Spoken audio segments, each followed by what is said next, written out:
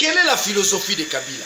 C'est la destruction du Congo. Ça veut dire que l'IDPS, s'il faut partir, n'est-ce pas, de la logique formelle, l'IDPS sera aussi dans la destruction du Congo. Je suis au niveau de la logique formelle. S'il faut partir de syllogisme, Kabila est là avec la philosophie de la destruction du Congo.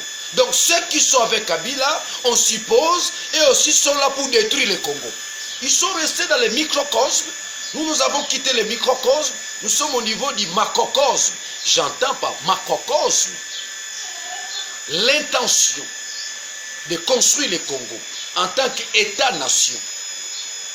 Mais lorsque, n'est-ce pas, vous êtes animé de l'intention de construire le Congo en tant qu'État-nation, c'est-à-dire, vous n'êtes plus loin de Lumumba, de Kassavubu, de Malula, de Tchombe, de Moulele. Voilà l'idée des pères fondateurs du Congo, à la sortie, n'est-ce pas, de la table ronde. Ils se sont dit, construisons le Congo. Faisons du Congo une nation. Quand les gens se réclament des tribus, moi je suis Muluba, moi je suis Bandundu, moi je suis Mungala, moi je suis Mukongo, ça veut dire qu'il se pose un problème, n'est-ce pas, de la nation. De ces sentiments linguistiques. Et le Congo est où? Je pense que la marche d'aujourd'hui, c'est l'idéal, c'est l'espoir du Congo. C'est l'espérance du Congo. Nous devons respecter les mesures barrières. Nous battons tous ces peuples-là qui est en vie. Donc nous en appelons, n'est-ce pas, à notre peuple, à l'ensemble de tous les marcheurs. Nous devons nous protéger, nous devons respecter, n'est-ce pas, les mesures barrières. Il y a urgence. On a cassé la rupture de la lutte. Quand Félix accepte, n'est-ce pas, de cohabiter avec Kabila, il y a rupture, n'est-ce pas, de la lutte. Nous sommes au niveau de la récupération de la lutte. Et pour qu'on arrive à récupérer la lutte, il faut une mobilisation populaire. Là où les gens se sont découragés, là où les gens ont perdu l'espoir et l'espérance, il faut revenir, réchauffer la rue. Nous sommes à ce niveau-là. Il y a une rupture. Nous avons mené la lutte, n'est-ce pas, pour se débarrasser de Kabila. Voilà les acquis de la démocratie. Il y a eu des morts, Rossi, Kapangala, des martyrs. Mais en fin de compte, l'homme que vous avez combattu, au lendemain, il devient celui qui doit co-gérer avec vous. Je ne sais pas comment on peut appeler cela. Les triumvirats. On a connu les triumvirats. On a connu les 1+4. Mais cette formule, Félix Kabila me dépasse. Ça dépasse même l'entendement de mon intelligence. Il faut interroger les morts. Il faut interroger les morts, notamment notre grand maître Tien Tshisekedi wa Mulumba. Je suis de la Mouka. Jusqu'à preuve du contraire, il n'y a pas rapprochement. Rien qu'on vous trompe pas sur des rumeurs. Non, il n'y a pas. Nous allons nous rapprocher par rapport à quoi? Avec quelle philosophie?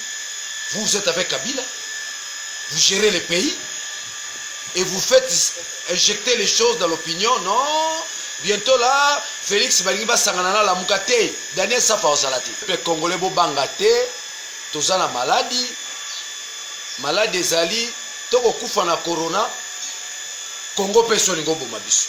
Sokotali dollar, Kolia na biso. Misale ezalite paye zokende penza na libungu tulu soki totiki kaka boye totalaka kaka toloba kaka bakosala bango bakolia bakosala bango bakovoyager te peuple totelema batelobi tolingi totalisa na bayimboka na yiba mokili te biso nde bakolomboka bayebisa bino te mboko yo bamarchaka te ezalaka kaka IDPS te lobi ezala muka démonstration de force tozolakisa ya mikie babimaka banjoku baobima sikoyo birin babire ezobima nde lobi birin. Je prends Tien Tshisekedi en témoin, je prends Moulela en témoin, je prends tous les esprits supérieurs kakika konko kinkunza kya kinkunza, kinkunza kya kimbangu, kinkunza kya mbumba Philippe. Ça sont des forces. Oh bango basalaki yaki biloka mike. Lobby peuple boyo kaka. Boyo kingunza. Mvuluzi ya bandombe.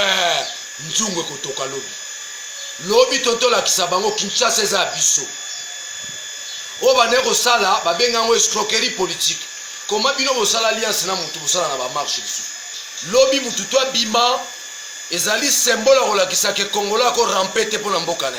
Donc j'en appelle à tous les Congolais de mettre la mobilisation générale, la démonstration de force, bolinga bo balkaniser Congo culturellement na bengi bandeko nanga baluba boya safu buchemuni boya buzala konanga bato bandundu bandeko nanga ba Congo bandeko nanga bangala ya bujala bozala to solo na vie mwanda sebi via après ça se formule la bandika.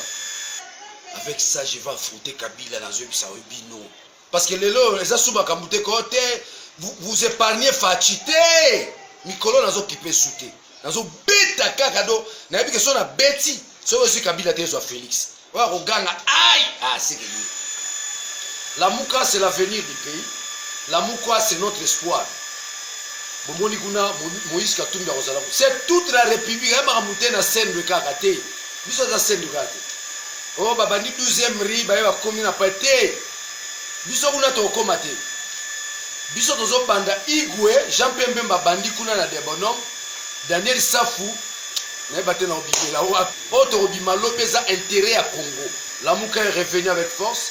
Je salue mon président Katumbi Tchap, mon grand frère, l'homme puissant Njoku et Kumbaki Fayul Matiti. Je salue encore Igwe. J'ai senti en Mbemba l'amour de la patrie. Un collègue, c'est un ancien prisonnier comme moi.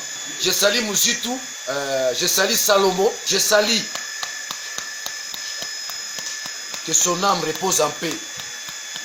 Pierre Lumbi, Lobina Obimane Spinayo, mon papa, le grand stratège au Koufi, mais au Tikeluso stratégie. Tout ce que nous faisons demain, c'est sous l'inspiration de Pierre Lumbi. Lobi, vous comprenez qu'il y a des leaders mineurs, mais il y a des leaders majeurs. Daniel Sap, leader majeur, hein? Parce que les leaders mineurs sont mobilisés. Parce que les leaders majeurs sont bana kabaidi wa kabaidi. Yobi kabaidi. Yobi pas kadju, yobi biloko na te. Moni lobi. Ni amarofina.